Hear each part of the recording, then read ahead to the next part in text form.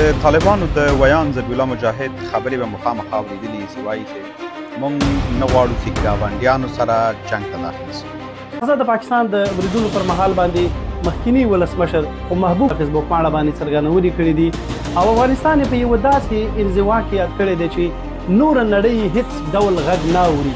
نور نړۍ پاکستان وروستي بریدونه بې ځوابه پاتې.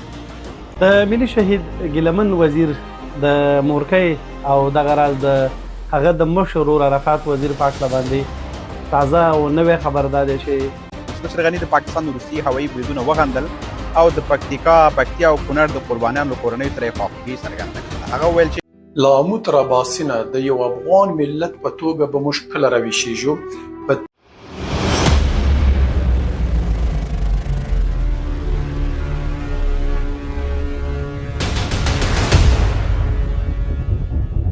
د طالبانو د ویان ذبیح الله مجاهد خبرې به مخامخ اورېدلي چې وایي چې موږ نه غواړو چې ګاونډیانو سره جنګ ته داخل شو. وایي که بریدونه دوامداره سي نو موږ به د پاکستان سفارت وتړو او اوس به حال باید له صبر او حوصلې او زغم نه کار واخلو. یعنې دا خبرې باید موږ په کومه معنا واخلو. له دې وړاندې 600 نفر په یوې ورځ باندې په یوې شپه باندې راته لوله پکړل، شهیدان یې کړل. مونږ چوپه خوله سو، مشرانو وویلې چې مونږ کې جذبه نه راپرېږي د دوی خلاف، ځکه چې هلته علما دي دا دي دا دي دا دي. له هغې وروسته بیا بمبار وسه، له هغې وروسته بیا بمبار وسه او دا د بیا بمبار وسو. یعنې وروستیو دوو بمباریو ته خو اصلا کوم غبرګون هم ونه ښودل څه. په دغسې حساسو شرایطو کې چې ستا انسانان وژلي، انسانان دې وژل سوي، شهیدان سوي، بیا عام خلک، بېګناه خلک، بېګناه کورونه، بېګناه ماشومان، بېګناه ښځې، د دې د پاسم د حکومت مسؤل چارواکي د راسي او دغه ډول په ډېرې ټیټه سطحه د خبرې وکړي. ملت به څه فکر وکړي چې اول خو پوښتنه همدا ده چې ولې پاکستان ملکي ځایونه په نښه کوي. دویمه دا ده چې طالبان ولې د پاکستان خلاف دومره سست عمل کوي یا دومره صله رحمۍ نه کار اخلي، سره د دې چې د دې دعوه لري چې موږ 52 هېوادونه مات کړي دي. مګر د یو پاکستان مقابل کې دوی د جګړې خبره خو ډیره لرې ده چې سړی وکړي یا دوی وکړي یا مسؤل چارواکي وکړي. دوی وایي چې د دوی خلاف موږ جذبه هم نه لرو او ګاونډیانو سره نه غواړو چې جګړې ته داخل سو. څوک شته چې د دې جواب راکړي چې ولې طالبان نه غواړي چې پاکستان سره جګړې داخل شي؟ هغه په ښکاره راځي، هوایي حریم دې نقض کوي، بمباري کوي، ملکي خلک دې وژني، چرګان نه وزني، پسونه نه وزني، انسانان وزني، ستا د خاورې اتباع وزني، ماشومان ښځې وزني. لکه دا حکومتولي بیا په څه معنا، دا شتون په څه معنا؟ د پاکستان له هوایي بریدونو وروسته ولسمشر اشرف غني په خپله فیسبوک پاڼه باندې لیکل کړي دي. د هغې لیکنې لنډیز در سره شریکوم. ولسمشر غني د پاکستان وروستي هوایي بریدونه وغندل او د پکتیکا او کونړ د قربانیانو له کورنیو سره یې خواخوږي څرګنده کړله. هغه وویل چې دا بریدونه یوازې امنیتي پیښه نه بلکې د افغانستان اوسنی وضعیت، انزوا او بهرني سیاست د ناکامۍ څرګندونه کوي. هغه په خپله لیکنه کې پوښتنه وکړله چې ولې امنیت، ثبات او د خلکو د ښه ژوند ژمنې عملي نه شوې؟ ولې د افغانستان ملي حاکمیت په پرله پسې ډول تر پښو لاندې کیږي؟ او ولې د خلکو غوښتنو باندې سترګې پټې سوي دي؟ غني ټینګار وکړ چې افغانستان د ناسمو سیاستونو له امله له نړۍ منزوي شوی او همدا انزوا هېواد د بهرنیو لاسوهنو پر وړاندې زیانمن کړی شوی دی. د هغه په باور د حل اساسي لاره دا ده چې افغانستان خپله نړیواله بېطرفي اعلان کړي، بهرنی سیاست د ملي ګټو پر بنسټ تنظیم کړي او د ټولو افغانانو په ګډون یوه پراخه ملي اجماع رامنځته کړي. هغه په لیکنه کې ویلي دي چې افغانان جګړه نه بلکې سوله، پرمختګ، عزت او د خپل راتلونکي د ټاکلو حق لري او خپله هم چمتوالی وښوده چې له کوم شخصي امتیاز پرته د ملي اجماع او له نړۍ سره د اړیکو د بیا جوړولو لپاره پوره همکاره دی، آماده دی، چمتو دی. د پاکستان وروستي بریدونه بې ځوابه پاتې دي. څوک شته چې څو لنډو پوښتنو ته ځواب وایي.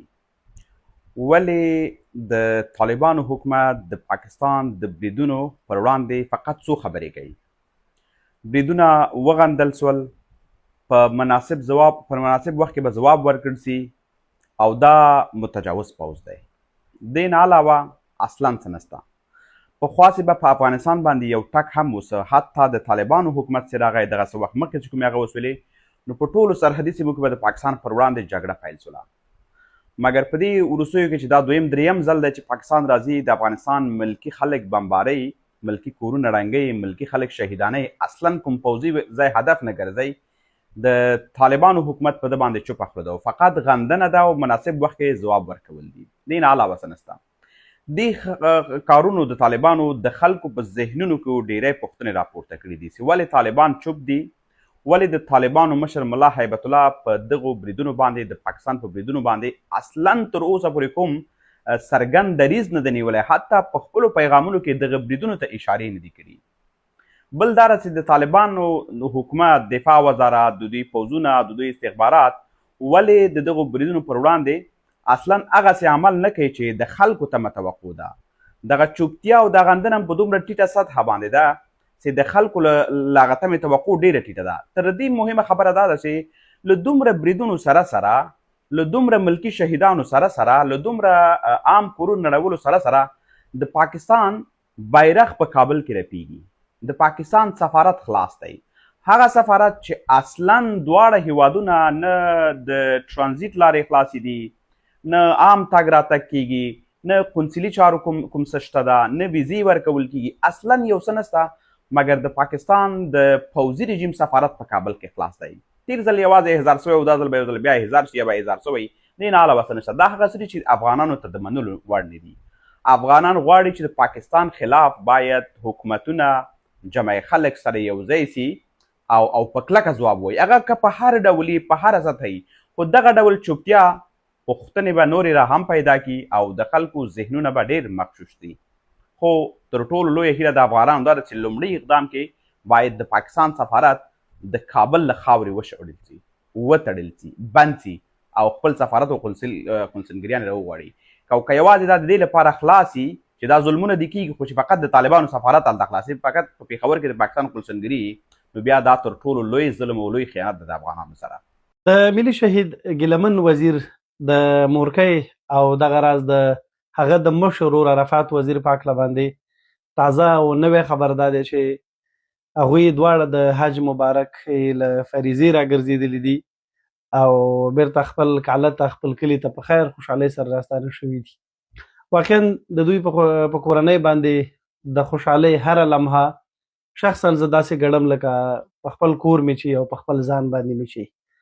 ځکه د ملي شهید ګیلمن وزیر کورنۍ هغه د ټول لر او بر افغان وطن کورنۍ ده او دې کورنۍ دې ولس ته یو داسې ځوان قرباني کړ چې د هغه د ژوند هره ثبت شوې صحنه د لوی افغانستان چغه ده، د لوی افغانستان داعیه ده، د پښتون او وطن د پښتون بچي د سرلوړۍ او د بیدارۍ چغه وه. نو باید ده چې د هغوی په خوشحالۍ باندې له هغوی سره ځان شریک وبولو او خدای مکه د هغوی په غمونو هم ورګډ شو او پرې یې نږدو چې هغه غمونه دوی په خپلو اوږو باندې ویسي. ما همدا شیبه تر مخه د ګیلمن جانان د کوچني ورور پر فیسبوک پاڼه باندې ولوسته چې مورکۍ او دغه راز عرفات لاله دوی دواړه د حج مبارک کې له فریضې نه راستانه شوي دي.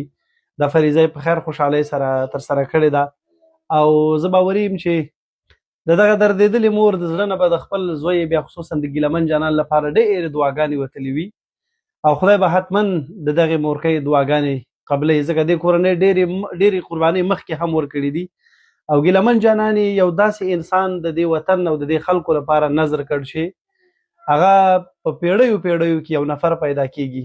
21مه پیړۍ کې پیدا و خو موږ یې عزت قدر ونه شو کولی، موږ ونه شو ساتلی، له موږ لاړ. خو دې سپین سرې مورکۍ همدا اوس په زړه باندې داغ وي، ځکه هغه داسې یو زوی د له لاسه ورکړی دی چې هغه یوازې یو زوی نه بلکې هغه یوه ژبه وه، هغه یو ملت و، هغه یوه ډېره لویه سناري وه د دې وطن لپاره. خو درېغه چې زموږ ستاسې له منځه لاړ.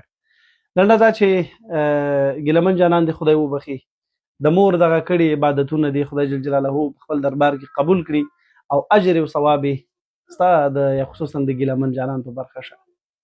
محبوب ولسمشر محمد اشرف غني یو ځل بیا پر طالبانو غږ کړی او میدان ته یې په دې شکل باندې د رادانګلو خبره کړې ده چې هیڅ ډول امتیاز نه غواړي، خو غواړي افغانستان له اوسني ناورین څخه وباسي. غواړي افغانستان یو داسې افغانستان کړي چې ټولې نړۍ ته لاس ور وغځوي، د ورورۍ مینې اړیکو لاس ور وغځوي او هغه وضعیت کې چې افغانستان قرار لري، کاغه امنیتي ده، کاغه اقتصادي ننګونې دي، کاغه غربت دی، کاغه د پاکستان بریدونه دي، له دې هر څه نه افغانستان ته د وتلو یوه مسلم او سالمه لاره جوړه کړي، ترڅو افغانستان هم لکه د نړۍ د نورو هیوادونو، لکه د نورو خلکو غوندې روا مسلمه ښکلې زندگی ولري، چې هر درد، غم، خوشحالي، خفګان له نورې نړۍ سره شریک وي. تازه د پاکستان د بریدونو پر مهال باندې مخکینی ولسمشر خو محبوب ولسمشر محمد اشرف غني پر خپله فیسبوک پاڼه باندې څرګندونې کړي دي او افغانستان په یوه داسې انزوا کې یاد کړی دی چې نوره نړۍ هیڅ ډول غږ نه اوري، نوره نړۍ ګونګۍ ده او دا حالت په خپله په افغانستان کې د طالبانو لخوا نه رامنځته شوی دی. هغه بیرته د غوښتنې په شکل باندې ویلی دي چې هیڅ ډول امتیاز نه غواړم، یوازې همدغومره فرصت برابرول پکار دی چې سره کینو او افغانستان له دغه وس خراب اقتصادي، امنیتي او بې ثباته حالات نه راوباسو، ترڅو افغانستان یوې داسې سولې ته ورسیږي چې هغه باعزته سوله وي. ډاکټر محمد اشرف غني په همدې بیان کې دا ویلي دي چې کومه باعزته سولې نوم چې موږ اخیسته هغه دا نه ده لکه اوسنۍ، ځکه په دې کې د افغانستان د خلکو وقار، عزت خوندي نه دی، ځکه هره ورځ چاودنې، هره ورځ د پاکستان بریدونه، هره ورځ دربدري، هره ورځ د اقتصادي فقر نه د خلکو شکایتونه. هغه وایي چې ما چې د باعزته سولې خبره کوله هغه دغسې یو باعزته سوله وه چې نه جګړه وه او نه اقتصادي مشکلات، نه ناورینونه، نه له ګاونډیانو سره دغه ډول ستون سي. خدای جل جلاله دې وکړي چې د افغانستان سیاسیون، طالبان او هر هغه کړی چې د افغانستان په دغه یو سناریو کې یو رغنده رول لوبولی شي، ترڅو افغانستان ورسره باعزتې سولې ته رسېدلی شي، افغانستان ورسره د اقتصادي او امنیتي مشکلاتو نه راوتلی شي، افغانستان ورسره یو داسې باثباته حالت ته تللی شي چې وګړي لکه د نورې نړۍ غوندې هوسا ژوند وکړي، هغوی تعلیم، روغتیا او نورو ډېرو اسانتیاوو ته لاسرسی ولري. د دغسې یوې ورځې په هیله او افغانستان دې له جګړو او دربدریو په امان وي.